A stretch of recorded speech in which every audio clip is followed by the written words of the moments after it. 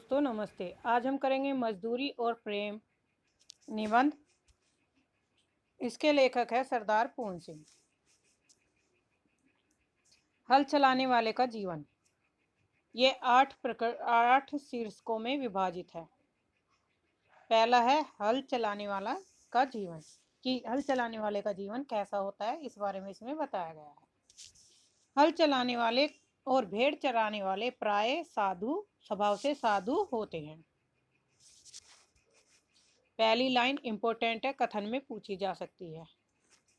हल चलाने वाले अपने शरीर का हवन किया करते हैं। खेत उनकी हवनशाला, उनके हवन कुंड की ज्वाला की किरणें चावल के तांबे और सफेद दानों के रूप में निकलती है। गेहूं के लाल लाल दाने इस अग्नि की चिंगारियों की डालियां सी हैं। मैं जब कभी अनार के फूल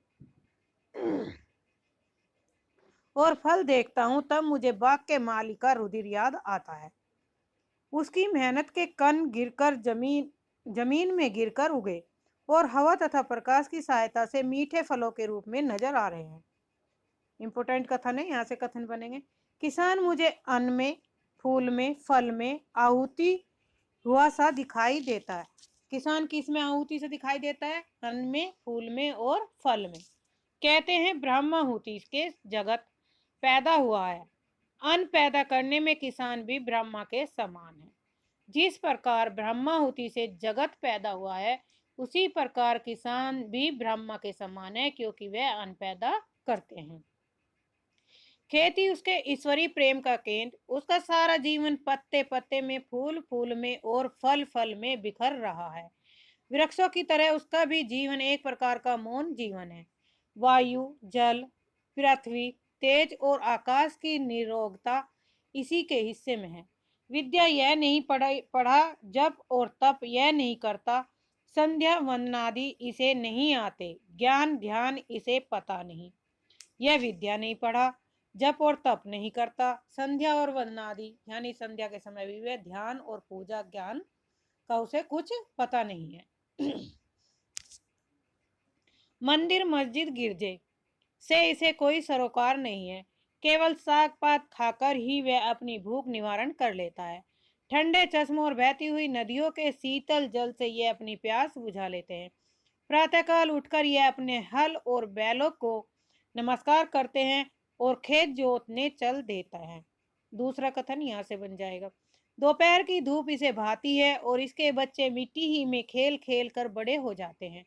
इसको और इसके परिवार को बैल और गायों से प्रेम है। उनकी यह सेवा करता है। पानी बरसाने वाले के दर्शनार्थ आंखें नीले आकाश की ओर उठती है। नैनों की भाषा में प्रार्थना करता है कि साय और प्रातः दिन और रात विधाता उसके हृदय में अचिंतनीय और अद्भुत आध्यात्मिक भाव की वृष्टि करता है। यदि कोई उसके घर आ जाता है तो उसको वह मधुर वचन यानी कि मीठे बोल, मीठा जल और अन्न से तृप्त करता है। तीसरा कथन इंपोर्टेंट है। धोखा यह किसी को नहीं देता। यदि इसको कोई धोखा दे भी दे तो इसका इसे ज्ञान ही नहीं होता, क्योंकि इसकी खेती हरी भरी है, गाय इसकी दूध देती है, स्त्री इसकी आज्ञाकारिणी है, मकान इसका पुण्य और आनंद का स्थान है। पशुओं को चराना, नहलाना, खिलाना, पिलाना, उसके बच्चों की अपने बच्चों की तरह सेवा करना, खुले आकाश के नीचे उसके साथ रातें गुजार देना क्या स्वाध्य से कम है?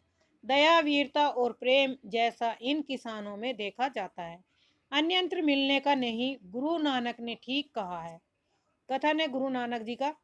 भोले भाव मिले रघुराई, भोले भाले किसानों को ईश्वर अपने खुले दीदार का दर्शन देता है।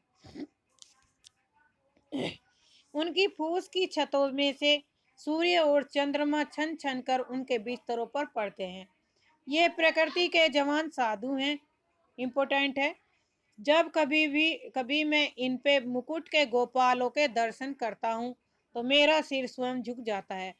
जब मुझे किसी फकीर के दर्शन होते हैं तब मुझे मालूम होता है कि नंगे सिर, नंगे पांव और एक टोपी सिर पर, एक लंगोटी कमर में, एक काली कमली कंधे पर, एक लंबी लाठी हाथ में लिए हुए गांवों का मित्र, बैलों का हमजोली, पक्षियों का हमराज, महाराजाओं का अन्नदाता और बादशाहों को ताज पहनाने और झमझम बरसने लगे, मानो प्रकृति के देवता भी इनके आनंद से आनंदित हुए।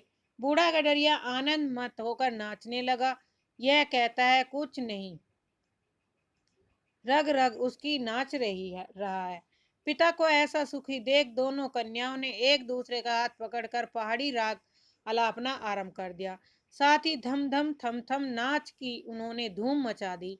मेरी आंखों के सामने ब्रह्मानंद का समा बांध दिया। मेरे पास मेरा भाई खड़ा था। मैंने उससे कहा, भाई अब मुझे भी भेड़े ले दो, ऐसे ही मूक जीवन से मेरा भी कल्याण होगा। विद्या को भूल जाऊं तो अच्छा है, मेरी पुस्तकें खो जाएं तो उत्तम है। ऐसा होने से कदाचित इस वनवासी परिवार की तरह मेरे दिल के नेत्र खुल जाए और मैं ईश्वरीय झलक देख सकूं। चंद्र और सूर्य की विस्तृत ज्योति से जो वेद गान हो रहा है, इसे इस गडरिये की कन्या की तरह मैं सुन तो न सकूं, परंतु कदाचित प्रत्यक्ष देख सकूं।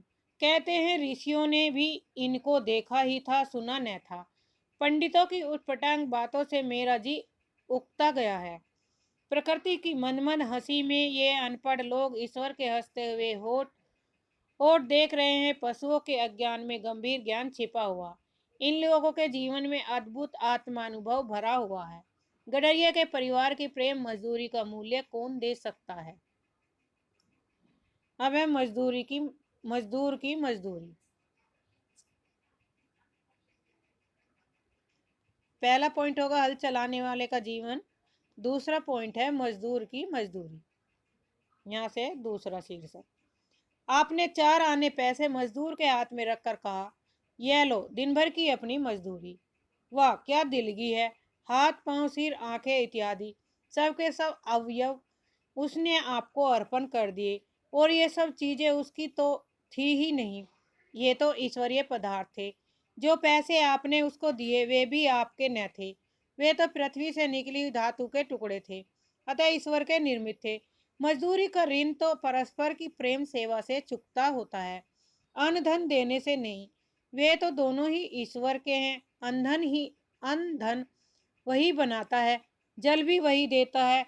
एक जिल्द साज ने मेरी एक पुस्तक की जिल्द बांध दी। मैं तो इस मजदूर को कुछ भी न दे सका, परंतु उसने उम्र भर के लिए एक विचित्र वस्तु मुझे दे डाली। जब कभी मैंने उस पुस्तक को उठाया तो मेरे हाथ जिल्द साज के हाथ पर जा पड़े। पुस्तक देखते ही मुझे जिल्द साज याद आ जाता है। वे मेरा आमरण मित्र हो गया है। पुस्तक हाथ में आते ही मेरे अंतःकरण में रोज भारत मिलाप का सा समा बंध जाता है। गाढ़े की एक कमीज को एक अनाथ विधवा सारी रात बैठकर सीती है, साथ ही साथ वह अपने दुख पर रोती भी है। एक दिन को खाना न मिला तो रात को भी कुछ मैसर न हुआ। अब वह एक एक टाके पर आशा करती है कि कमीज कल तैयार हो जाएगी, तब कुछ खाने के लिए मिलेगा। जब वह थक जाती है तब ठहर जाती है, सुई हाथ में लिए हुए कमीज के घुटनों पर बिछी हुई है। उसकी आंखों की दशा उस आकाश जैसी है जिसमें बादल बरसकर अभी अभी बिखर रहे हैं। खुली आंखें ईश्वर के ध्यान में लीन रही। कुछ काल के उपरांत हे राम कहकर उसने फिर से सीना शुरू कर दिया।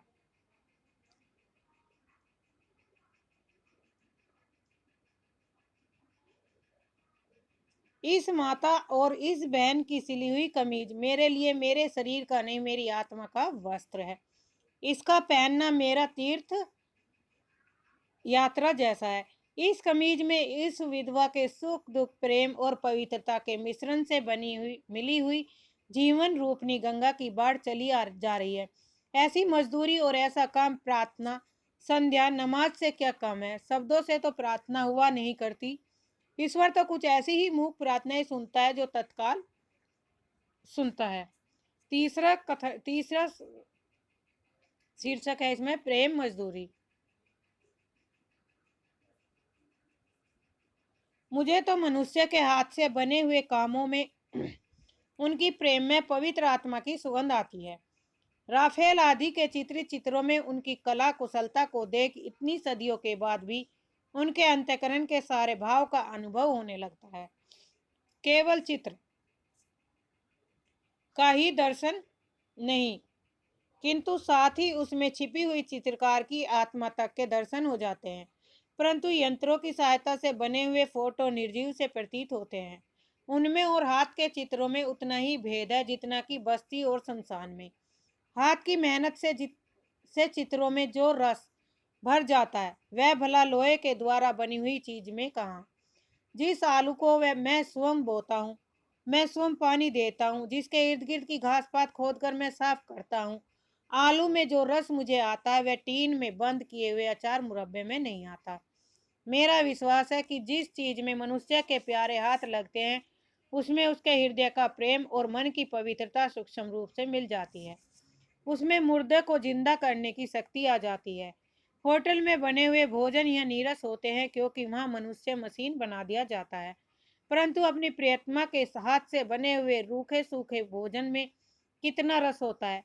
जिस मिट्टी के घड़े को कंधे पर उठाकर मीलों दूर से मैं उसमें मेरी प्रेम मगन प्रियतमा ठंडा जल भर लाती है, तो उस लाल घड़े का जल जब मैं पीता हूँ तब जल का क्या पीता हूँ, अपनी प्रेयसी के प्रेमा अमृत को पान करता हूँ। जो ऐसा प्रेम प्याला पीता हो उसके लिए शराब क्या वस्तु है। प्रेम से जीवन का सदा गदगद रहता हूँ। मैं अपनी प्रेयसी की ऐसी प्रेम भरी रस भरी दिल भरी सेवा का बदला क्या कभी दे सकता हूँ। से इनका कहने का तात्पर्य है कि सेवा का कोई मोल नहीं होता, वह अनमोल होती है। वह किसी भी धन दौलत से खरीदी या प्राप्त नहीं की जा सकती है। उधर प्रभात ने अपनी सफेद किरणों से अंधेरी रात पर सफेदी सी छिटकाई। इधर मेरी प्रेसी मैना अथवा कोयल की तरह अपने बिस्तर से उठी। इम्पोर्टेंट है ये कथन।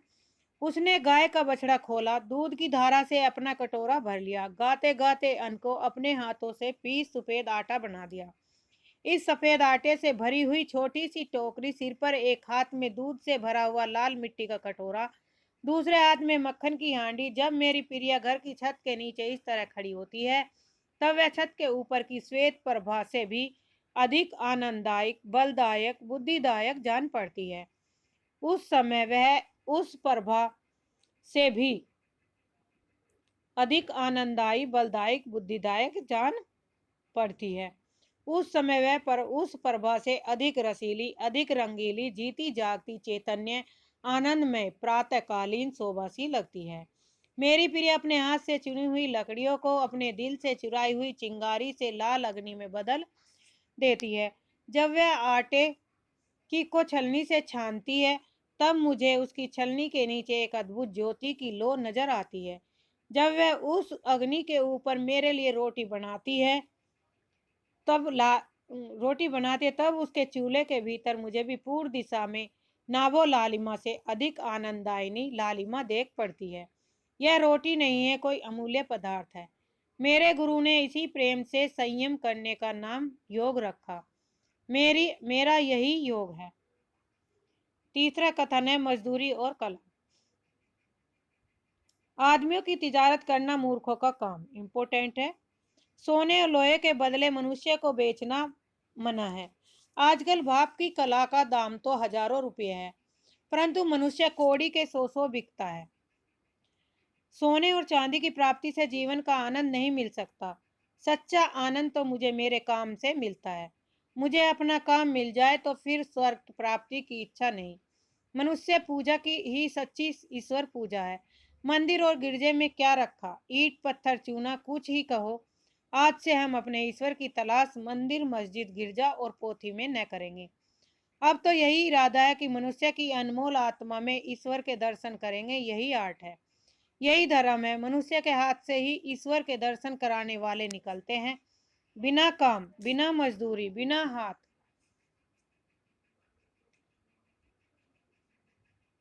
बिना काम, बिना मजदूरी, बिना हाथ के कला कौशल के विचार और चिंतन किस काम के। सभी देशों के इतिहासों से सिद्ध है कि निकम्मे और पाद्रियों, मौलवियों और पंडितों और साधुओं का दान के अन्न पर पला हुआ ईश्वर चिंतन अंत में पाप, आलस्य और भ्रष्टाचार में परिवर्तित हो जाता है। जिन देशों में हाथ और मुंह पर मजदूरी की धूल नहीं पड़ने पाती वे धर्म, कला, कौशल में कभी उन्नति नहीं कर सकते। पदाशासन निकम्मे सिद्ध हो चुके हैं। यही आसन ईश्वर प्राप्ति करा सकते हैं, जिनसे जोतने, बोने, काटने और मजदूरी का काम लिया जाता है। लकड़ी, ईंट और पत्थर को मूर्तिमान करने वाले लोहार, बढ़ई, मेमार, किसान आदि वैसे ही पुरुष है जैसे जैसे कवि, महात्मा और योगी आदि। उत्तम से उत्तम, नीच से नीच, काम सबके सब प्रेम शरीर के अंग है। निकम्मे रहकर मनुष्यों की चिंतन शक्ति थक गई है। बिस्तरों और आसनों पर सोते और बैठते बैठे मन के घोड़े हार गए हैं। सारा जीवन निचढ़ चुका है, स्वप्न पुराने हो चुके हैं। आजकल की कविता में नयापन नहीं, उसमें पुराने जमाने की कविता की पुनरावृत्ति मात्र है। इस नकल में असल की पवित्रता और कुंवारेपन का अभाव। अब तो एक नए प्रकार का कला कौशल पूर्ण संगीत साहित्य संसार में प्रचलित होने वाला है। यदि वह न प्रचलित हुआ तो मशीनों के पहियों के नीचे दबकर हमें मरा समझिए। यह नया साहित्य मजदूरों के हृदय से निकलेगा। उन मजदूरों के कंठ से यह नई कविता निकलेगी जो अपना जीवन आनंद के साथ खेत की मेड़ों का, कपड़ों के तागों का, जूतों के टाकों का और लकड़ी के रंगों का, इम्पोर्टेंट है यहाँ से, इनमें कूट में क्वेश्चन बन सकता है यहाँ से, पत्थर की नसों का भेदभाव दूर करेंगे। हाथ में कुल्हाड़ी, सिर पर टोकरी, नंगे सिर और नंगे पांव, धूल से लिपटे और कीचड़ से रंगे हुए बेजान कवि जब जंगल में लकड़ी काटेंगे, तब लकड़ी काटने पर शब्द इनके असभ्य स्वरों से मिश्रित होकर वायुयान पर चढ़कर दसों दिशाओं में ऐसा अद्भुत गान करेगा कि भविष्य के कलावंतों के लिए वही ध्रुव पद और मल्हार का काम देगा। चरखा काटने वाली स्त्रियां के गीत संसार के सभी देशों के कौमी गीत होंगे। मजदूरों की मजदूरी ही यथार्थ पूजा होगी। कला रूपी धर्म की तभी वृद्धि होगी, तभी नए कवि पैदा होंगे, तभी नए ओलियों का उद्भव होगा। परंतु ये सब के सब मजदूरी के दूध से पलेंगे। धर्म, योग, सुधाचरण, सभ्यता और कविता आदि के फूल इन्हीं मजदूर ऋषियों के उद्यान में प्रफुल्लित होंगे। मजदूरी और फकीरी। मजदूरी और फकीरी का महत्व नहीं है कि मजदूरी और फकीरी मनुष्य के विकास के लिए परमावश्यक है। बिना मजदूरी के फकीरी का उच्च भाव शिथिल हो जाता है और फकीरी भी अपने आसन में गिर जाती है। बुद्धि बासी पड़ जाती है। बासी चीजें अच्छी नहीं होती। कितने ही उम्र भर बासी बुद्धि और बासी फकीरी में मगन रहते हैं, परंतु इस तरह मगन होना किस काम का। हवा चल रही है, जल बह रहा है, बादल बरस रहा है, पक्षी नहा रहे हैं, फूल खिल रहे हैं, घास नए नए नए पेड़ पत्ते नए, मनुष्य की बुद्धि और फकीरी ही बासी है। ऐसा दृश्य तभी रहता है जब तक बिस्तर पर पड़े पड़े मनुष्य प्रभात का आलस्य सुख मनाता है। बिस्तर से उठकर जरा बाग की सैर करो, फूल की सुगंध लो, ठंडी वायु में भ्रमण करो, वृक्षों के कोमल पल्लवों का नृत्य देखो, तो पता लगे कि प्रभात समय जागना बुद्धि और अंतःकरण को कितना तरोताजा करता है, और बिस्तर पर पड़े रहना उन्हें बासी कर देना है। निकम्मे बैठे हुए चिंतन करते रहना अथवा बिना काम किए शुद्ध विचार का दावा करना मानो सोते सोते खर्राटे मारने जैसा है। जब तक जीवन के अरण्य में पादरी, मौलवी, पंडित और साधु सन्यासी हल, कुदाल और खुरपा लेकर मजदूरी न करेंगे, तब तक उनका आलस्य जाने का नहीं। तब तक उनका मन, उनकी बुद्धि अनंत काल बीत जाने तक मलिन मानसिक जुआ खेलती ही रहेगी। उनका चिंतन बासी, उनका ध्यान बासी, उनकी पुस्तकें बासी, उनका लेख बासी।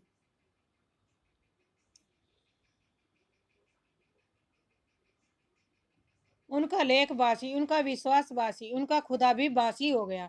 इसमें संदेह नहीं कि इस साल के गुलाब के फूल भी वैसे ही हैं जैसे पिछले साल के थे, परंतु इस साल वाले ताजे हैं, इनकी लाली नई है, इनकी सुगंध भी इन्हीं की अपनी है। जीवन के नियम नहीं पलटते, वे सदा एक ही से रहते हैं, परंतु मजदूरी करने से मनुष्य को एक नया और ताजा खुदा नजर आने लगता है। गेरवे वस्त्रों की पूजा क्यों करते हो? गिरजे की घंटी क्यों सुनते हो? रविवार क्यों मनाते हो? 5 वक्त नमाज क्यों पढ़ते हो? त्रिकाल संध्या क्यों करते हो? मजदूरी के अनाथ नयन, अनाथ आत्मा, अनाश्रित जीवन की बोली सीखो, फिर देखोगे कि तुम्हारा यही साधारण जीवन ईश्वरीय भजन हो जाएगा। मजदूरी तो मनुष्य के समिष्ट रूप परिणाम है, आमर रूपी धातु के गड़े हुए सिक्के का नकदी बयाना है। मनुष्य की आत्मा को खरीदने के वास्ते दिया जाता है। सच्ची मित्रता ही तो सेवा है, उससे मनुष्य के हृदय पर सच्चा राज हो सकता है। जाति पाति, रूप रंग और नाम दाम, बाप दादे का नाम पूछे बिना ही अपने आप को किसी के हवाले कर देना प्रेम धर्म का तत्व है। जिस समाज में इस तरह के प्रेम धर्म का राज्य होता है, उसका हर कोई हर किसी के बिना उसका नाम दाम पूछे ही पहचानता है, क्योंकि पूछने वाले का कुल और उसकी जाति वहाँ वही होती है जो उसकी जिससे कि वह मिलता है। वहाँ सब लोग एक ही माता पिता से पैदा हुए भाई बहन हैं। अपने ही भाई बहनों के माता पिता का नाम पूछना क्या पागलपन से कम समझा जा सकता है? यह सारा संसार एक कुटुंब वक्त है। लंगड़े लूले अंधे और बहरे उसी मोरूसी घर की छत के नीचे रहते हैं, जिसकी छत के नीचे बलवान निरोग रूपवान कुटुंबी रहते हैं। मूढ़ों और पशुओं का पालन पोषण बुद्धिमान सबल और निरोग ही तो करेंगे। आनंद और प्रेम की राजधानी का सिंहासन सदा प्रेम और मजदूरी के ही कंधों पर रहता आया है।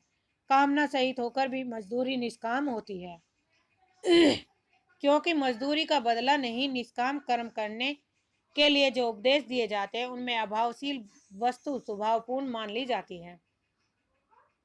पृथ्वी अपने ही अक्ष पर दिन रात घूमती है। यह पृथ्वी का स्वार्थ कहा जा सकता है, परंतु इसका यह घूमना सूर्य के इर्द गिर्द घूमना तो है, और सूर्य के इर्द गिर्द घूमना सूर्यमंडल के साथ आकाश में एक सीधी लकीर पर चलना। अंत में इसको गोल चक्कर खाना सदा ही सीधा चलना है। इसमें स्वार्थ का अभाव है। इसी तरह मनुष्य की विविध कामनाएं उसके जीवन को मानो उसके स्वार्थ रूपी धुरे पर चक्कर देती है, परंतु उसका जीवन अपना तो है ही नहीं, वह तो किसी आध्यात्मिक सूर्यमंडल के साथ ही चला। अंत यह चाल जीवन का परमार्थ रूप है। स्वार्थ का यहाँ भी अभाव है। जब स्वार्थ कोई वस्तु ही नहीं, तब निष्काम और कामनापूर्ण कर्म करना दोनों ही एक बात इसलिए है।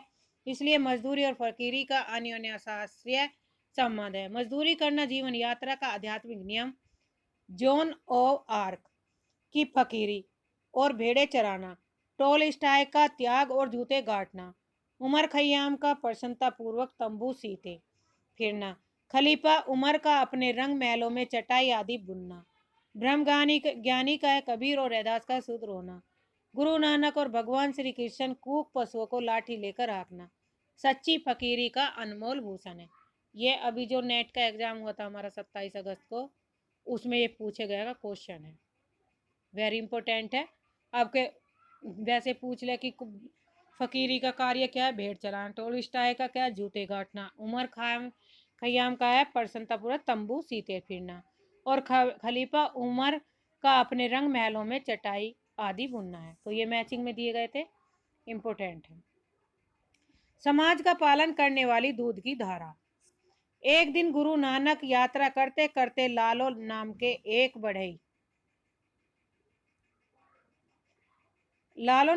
बढ़ई के घर ठहरे।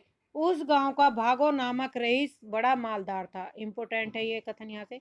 उस दिन भागो के घर ब्राह्मण भोज था, तो दूर दूर से साधु आए। गुरु नानक का आगमन सुनकर भागो ने उन्हें भी निमंत्रण भेजा। गुरु ने भागो का अन्न खाने से इनकार कर दिया।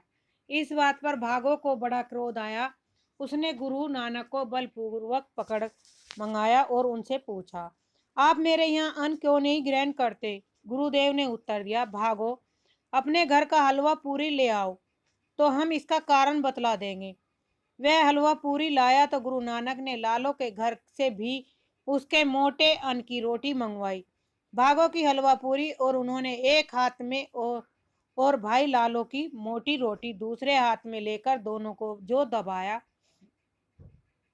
एक से लहू टपका, दूसरे से दूध की धारा निकली। बाबा नानक का यही उपदेश हुआ, जो धारा भाई लालो की मोटी रोटी से निकली थी वही समाज का पालन करने वाली दूध की धारा है। यही धारा शिवजी की जटा से और यही धारा मजदूरों की उंगलियों से निकलती है। वेरी वेरी इंपॉर्टेंट कथन। लालो भागो नाम पूछे जा सकते हैं इसमें, यहाँ से क्वेश्चन बनेगा आपका इस पैराग्राफ में। मजदूरी करने से हृदय पवित्र होता है, संकल्प दिव्य लोकांतर विचारते हैं, हाथ की मजदूरी सच्चे ऐश्वर्य की उन्नति है। इंपोर्टेंट है। जापान में मैंने कन्या और स्त्रियों को ऐसी कलावती देखी है कि रेशम के छोटे छोटे टुकड़ों को अपनी दस्तकारी की बदौलत हजारों की कीमत का बना देती है। नाना प्रकार के प्राकृतिक पदार्थों और दृश्यों को अपनी सुई से कपड़े के ऊपर अंकित कर देती है। जापान निवासी कागज, लकड़ी और पत्थर की बड़ी अच्छी मूर्तियां बनाते हैं। करोड़ों रुपये के हाथ के बने हुए जापानी खिलौने विदेशों में बिकते हैं। संसार में के सब बाजारों में उनकी बड़ी मांग है। पश्चिमी देशों के लोग हाथ की बनी हुई जापान की अद्भुत वस्तुओं पर जान देते हैं। एक जापानी तत्वज्ञानी का कथन है कि हमारी 10 करोड़ उंगलियां सारे काम करती है, तो उन उंगलियों के ही बल से संभव है कि हम जगत को जीत लें। इम्पोर्टेंट है। We shall beat the world with the tips of our finger. जब तक धन और ऐश्वर्य की जन्मदात्री हाथ की कारीगरी की उन्नति नहीं होती, तब तक भारतवर्ष ही की क्या किसी भी देश या जाति की दरिद्रता दूर नहीं हो सकती। यदि भारत की 30 करोड़ नर नारियां की उंगलियां मिलकर कारीगरी के काम करने लगे, तो उनकी मजदूरी की बदौलत कुबेर का महल उनके चरणों में आप गिरेगा। अन्न पैदा करना तथा हाथ की कारीगरी और मेहनत से जड़ पदार्थों को चैतन्य चिन्ह से सुदर्शित करना, छूत पदार्थों को अमूल्य पदार्थों बदल देना इत्यादि कौशल ब्रह्मरूप होकर धन और ऐश्वर्य की सृष्टि करते हैं। कविता, फकीरी और साधुता के ये दिव्य कला कौशल जीते जागते और हिलते डुलते प्रतिरूप है। इनकी कृपा से मनुष्य जाति का कल्याण होता है। ये उस देश में कभी निवास नहीं करते जहाँ मजदूर और मजदूर की मजदूरी का सत्कार नहीं होता, जहाँ शूद्र की पूजा नहीं होती, जहाँ हाथ से काम करने वालों से प्रेम रखने और उनकी आत्मा का सत्कार करने से साधारण मजदूरी सुंदरता का अनुरूप करने वाले कला कौशल अर्थात कारीगरी का रूप हो जाती है। इस देश में जब मजदूरी का आदर होता था, तब इसी आकाश के नीचे बैठे मजदूरों के हाथों ने भगवान बुद्ध के निर्वाण सुख को पत्थर पर इस तरह जड़ा था कि इतना काल बीत जाने पर पत्थर की मूर्ति के दर्शन ऐसी शांति प्राप्त होती है जैसे कि स्वयं भगवान बुद्ध के दर्शन होती है। मुंह, हाथ, पांव इत्यादि का गढ़ देना साधारण मजदूरी, परंतु मन के गुप्त भाव और अंतःकरण की कोमलता तथा जीवन की सभ्यता को प्रत्यक्ष प्रकट कर देना प्रेम मजदूरी है। शिवजी के तांडव नृत्य और पार्वती के मुख की शोभा को पत्थरों की सहायता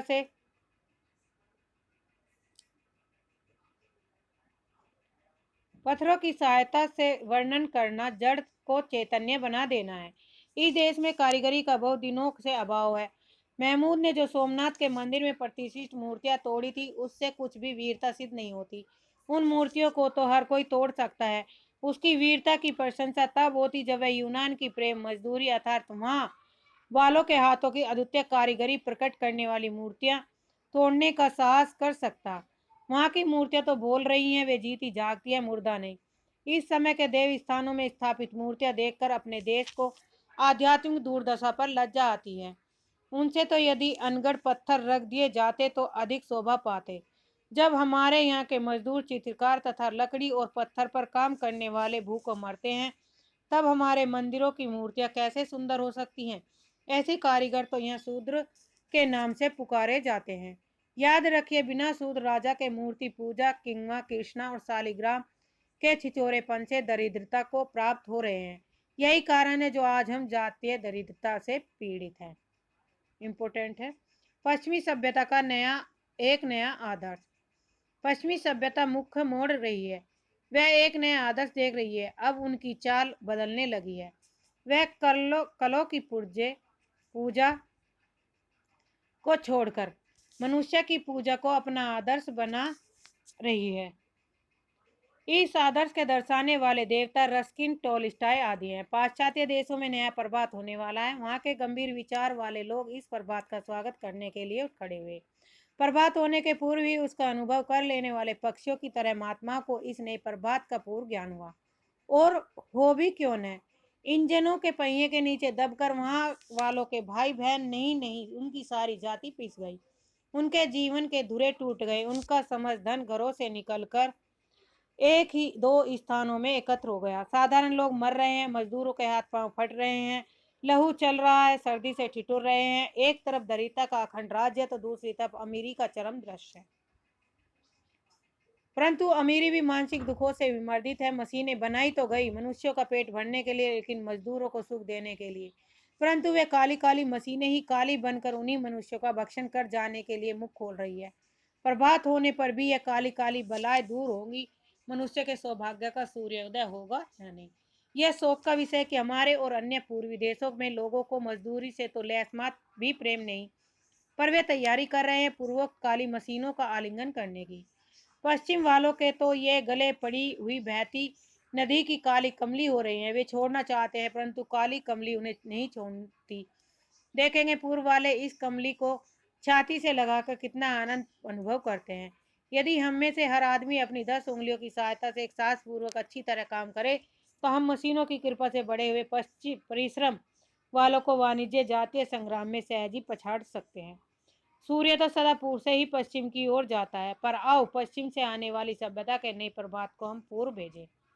इंजनों की मजदूरी इंजनों की वह मजदूरी किस काम की जो बच्चों और स्त्रियों और कारीगरों को भूखा नंगा रखती है, केवल सोने चांदी लोहे आदि धातुओं का पालन करती है। पश्चिम को विदित हो चुका है कि इससे मनुष्य का दुख दिन पे दिन बढ़ता है। भारतवर्ष जैसे दरिद्र देश में मनुष्य के हाथों की मजदूरी के बदले कलों से काम लेना काल का डंका बजाना होगा। दरिद्र प्रजा भी दरिद्र होकर मर जाएगी। चेतन से चेतन की वृद्धि होती है। मनुष्य को तो मनुष्य ही सुख दे सकता है। परस्पर की निष्कपट सेवा से ही मनुष्य जाति का कल्याण हो सकता है। धन एकत्र करना तो मनुष्य जाति के आनंद मंगल का एक साधारण सा मातुच उपाय है। धन की पूजा करना नास्तिकता है। ईश्वर को भूल जाना अपने भाई बहनों का मानसिक सुख और कल्याण के देने वालों का मारकर अपने सुख के लिए शारीरिक राज्य की इच्छा करना है। जिस डाल पर बैठे है उसी डाल को स्वामी कुल्हाड़ी से काटना है। अपने प्रियजनों से रहित राज्य किस काम का। प्यारी मनुष्य जाति का सुख ही जगत के मंगल का मूल साधन है। बिना उसके सुख के अन्य वो सारे उपाय निष्फल हैं। धन की पूजा से ऐश्वर्य तेज बल और पराक्रम नहीं प्राप्त होने वाला। चैतन्य आत्मा की पूजा से ही ये पदार्थ प्राप्त होते हैं। चैतन्य पूजा से ही मनुष्य के प्रेम में हृदय निष्कपट मन और मित्रता नेत्रों से निकलकर बहती है। तब वहीं के प्रेम में हृदय से निष्कपट मन और मित्रता पूर्ण नेत्रों से निकलकर बहती है। तब जगत में सुख के खेतों को हरा भरा और प्रफुल्लित करती है। वही उनमें फल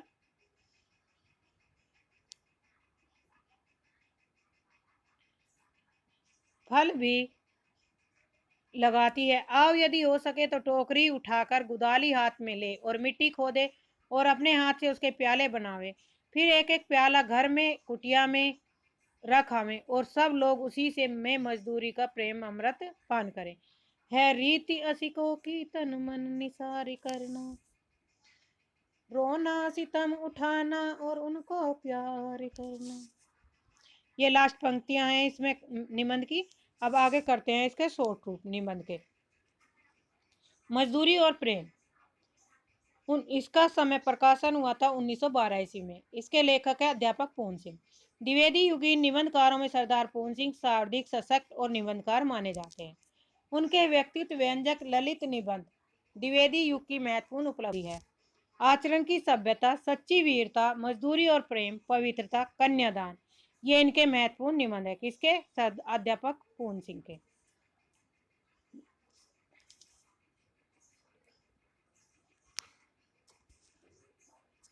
विषय वस्तु।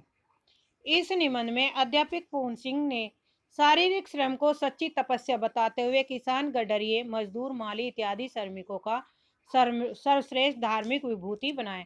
यहाँ से ही आपका क्या होगा, क्वेश्चन बनेगा कि ऐसे किस निबंध में लेखक ने शारीरिक श्रम को सच्ची तपस्या बताते हुए किसान, गडरिये, मजदूर, माली इत्यादि श्रमिकों को सर्वश्रेष्ठ धार्मिक विभूति बताया गया है? तो वह निबंध होगा प्रेम और मजदूरी। कवियों और कलाकारों की तुलना में मेहनतकश मजदूर श्रेष्ठ है। इसमें 8 शीर्षक दिए गए हैं जो इस प्रकार है। नंबर 1 हल चलाने वाले का जीवन। नंबर 2 गडरिये का जीवन। नंबर 3 मजदूरी की मजदूरी, प्रेम मजदूरी, मजदूरी और कला, मजदूरी और फकीरी, समाज का पालन करने वाली दूध की धारा, पश्चिमी सभ्यता का एक नया आदर्श। यहाँ पे क्वेश्चन क्रम में पूछा जा सकता है, आपका कूट में भी क्वेश्चन बन सकता है और कथन से भी पूछ सकते हैं। तो ये वेरी वेरी इंपॉर्टेंट है। इन 8 शीर्षकों को आप अच्छे से याद कर लिए क्रम से। अब यहाँ पे है प्रमुख उदाहरण। पहला है हल चलाने वाले के जीवन से संबंधित कथन दिए गए हैं। हल चलाने वाले भेड़ और चराने वाले प्राय से वे साधु होते हैं। हल चलाने वाले अपने शरीर का हवन क्या करते हैं? खेत उनकी हवनशाला, उनके हवन कुंड की ज्वाला की किरणें चावल के लंबे और सफेद दानों में के रूप में निकलती है। दूसरा कथन है, जब कभी अनार के फूल और फल देखता हूँ तब मुझे बाग के मालिक के रुधिर याद आता है। किसान मुझे अन्न में, फूल में, फल में आहुति देता हुआ दिखाई सा देता है। खेती उसके ईश्वरीय प्रेम का केंद्र है। वृक्षों की तरह उसका भी जीवन एक प्रकार का मौन जीवन है। नयनों की भाषा में यह प्रार्थना करता है, दया या वीरता प्रेम जैसा इन किसानों में देखा जाता है, अन्यत्र मिलने का नहीं। गुरु नानक ने ठीक कहा, भोले भाव मिले रघुराई, भोले भाले किसानों को ईश्वर अपने खुले दीदार का दर्शन देता है। जब ये प्रकृति के जवान साधु होते हैं, कौन? हल चलाने वाले और किसान। जब कभी भी इन पे मुकुट के गोपाल का दर्शन करता हूँ तो मैं सिर स्वयं ही झुक जाता है। यानी कि जब भी मैं गोपाल के दर्शन करता हूँ तो मेरा सिर स्वयं इनकी लिए झुक जाता है। तो ये कथन है। ये कथन क्या है? क्रम से या कूट में इनके क्वेश्चन बनेंगे। कथन दे देंगे 4-5, कौन सा है और कौन सा नहीं है। और इन शीर्षकों से भी बनता है क्वेश्चन, कौन सा कथन कौन से शीर्षक से लिया गया है। दूसरा शीर्षक है गडरिये का जीवन। अब इससे संबंधित महत्वपूर्ण कथन, वह निरोगता की पवित्र मदिरा से मस्त हो रहा है, पहला कथन। दूसरा, बाल उसके सारे सफेद हैं। क्यों न सफेद हो? सफेद भेड़ों का मालिक जो ठहरा है, परंतु उसके कपोलों से लाली फूट रही है। बर्फानी देशों में वह मानो विष्णु के समान क्षीर सागर में लेटा हो। ये किसके बारे में कथन है? गडरिये के जीवन के बारे में। मकान इनका बेमकान है, घर इनका बेघर है, ये लोग बेनाम और बेपता है। वेरी इंपॉर्टेंट कथन है, किसी के घर कर में न घर कर बैठना, इस दारे पानी में ठिकाना बेठिकाना, और मका वर ला मका रखना।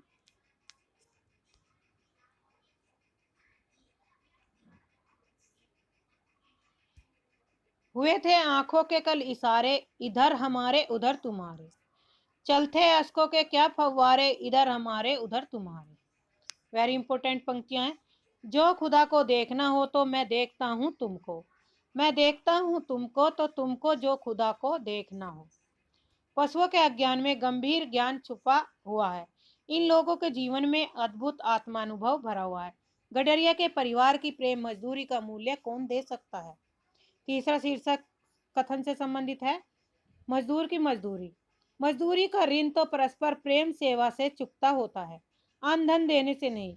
वे तो दोनों ही ईश्वर के रूप हैं। शब्दों से तो प्रार्थना हुआ नहीं करती, ईश्वर तो कुछ ऐसी ही मूक प्रार्थनाएं सुनता है और तत्काल सुनता है। चौथा शीर्षक है प्रेम मजदूरी शीर्षक से संबंधित प्रमुख कथन। पहला, मुझे तो मनुष्य के हाथ बने हुए कामों में उनकी प्रेम में पवित्र आत्मा की सुगंध आती है। लेखक कह रहा है यहाँ पे, यंत्र की सहायता से बने फोटो निर्जीव से प्रतीत होते हैं कि उनमें हाथ के चित्रों में उतना ही भेद है जितना कि बस्ती और शमशान में। तीसरा कथन है, मेरा विश्वास है कि जिस चीज में मनुष्य के हाथ लगते हैं उसमें उसके हृदय का प्रेम और मन की पवित्रता सूक्ष्म रूप से मिल जाती है और उसमें मुर्दों को जिंदा करने की शक्ति आ जाती है। जब वह लेखक की पत्नी आटे को छलनी से छानती है तब मुझे उसकी छलनी के नीचे एक अद्भुत ज्योति की लो नजर आती है। जब वह उस अग्नि के ऊपर मेरे लिए रोटी बनाती है तब उसके चूल्हे के भीतर मुझे तो पूर्व दिशा की नाभो लालिमा से भी अधिक आनंदमयी लालिमा देख पड़ती है। यह रोटी नहीं है, कोई अमूल्य पदार्थ है। मेरे गुरु ने इसी प्रेम से संयम करने का नाम योग रखा है। मेरा यही योग है। इंपोर्टेंट कथन है। पांचवा शीर्षक है मजदूरी और कला। सच्चा आनंद तो मुझे मेरे काम से मिलता है।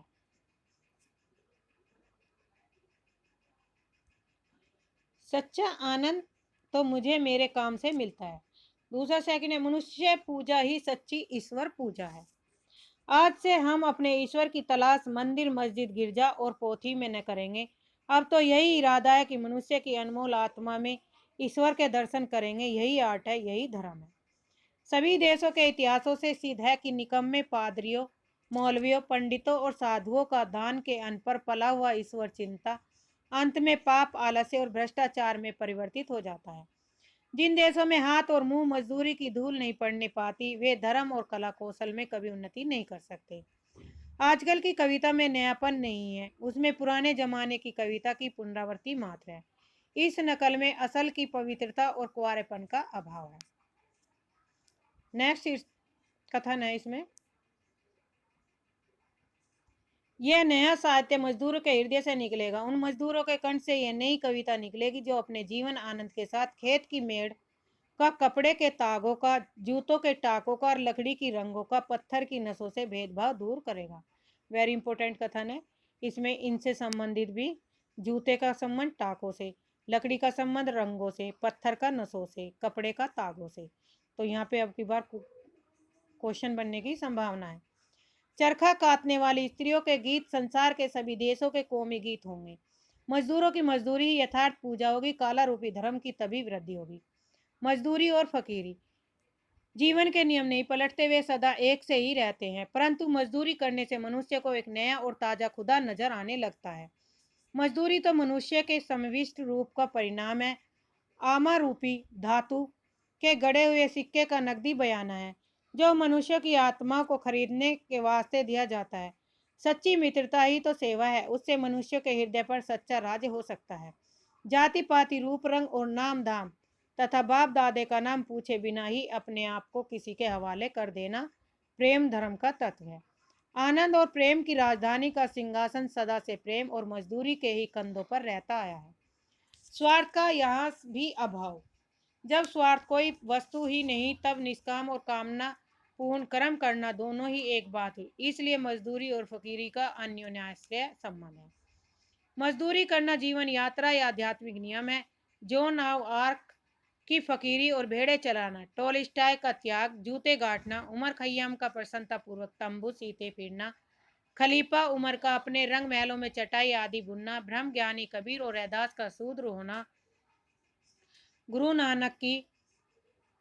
गुरु नानक और कृष्ण भगवान का पशुओं को लेकर लाठी लेकर हाँकना सच्ची फकीरी और अनमोल भूषण है।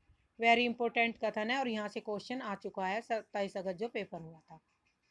समाज का पालन करने वाली दूध की धारा से संबंधित कथन। मजदूरी करने से हृदय पवित्र होता है, संकल्प दिव्य लोकांतर विचरते हैं, हाथ की मजदूरी ही ये सच्चे ऐश्वर्य की उन्नति होती है। एक जापानी तत्व ज्ञानी का कथन है कि हमारी 10 करोड़ उंगलियां सारे काम करती हैं। उन उंगलियों के ही बल से संभव है कि हम जगत को जीत ले। We shall beat the world with the tips of our fingers. जब तक धन और ऐश्वर्य की जन्मदात्री हाथ की कारीगरी की उन्नति नहीं होती है, तब तक भारतवर्ष ही क्या, किसी भी देश या जाति की दरिद्रता दूर नहीं हो सकती। यदि भारत की 30 करोड़ नारियों की उंगलियां मिलकर कारीगरी के काम करने लगे तो उनकी मजदूरी की बदौलत कुबेर का महल उनके चरणों में आप गिर पड़ेगा। पश्चिमी सभ्यता का नया आदर्श। पश्चिमी सभ्यता मुख मोड़ रही है, वह एक नया आदर्श देख रही है। अब उसकी चाल बदलने लगी है, वह कलों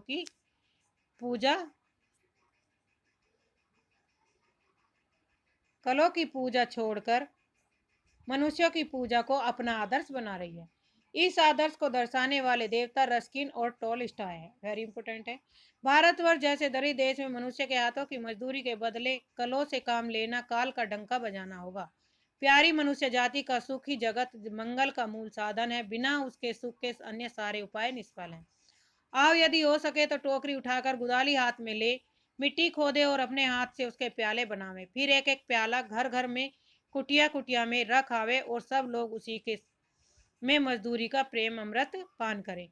है रीत असीकों की तन मन निसार करना, रोना सितम उठाना और उनको प्यार करना। ये निबंध के आखिरी पंक्ति हैं और इम्पोर्टेंट है। मैंने कोशिश की है कि पहले हम सारा निबंध हमने डिटेल में पढ़ा, फिर इसके शॉर्ट नोट्स आपको ये दे दिए जिससे कि आपको कथन अच्छे से याद हो जाए। आप वीडियो को शेयर करना, लाइक करना और चैनल को सब्सक्राइब करना ताकि आपको समय पर नोटिफिकेशन मिलती रहे।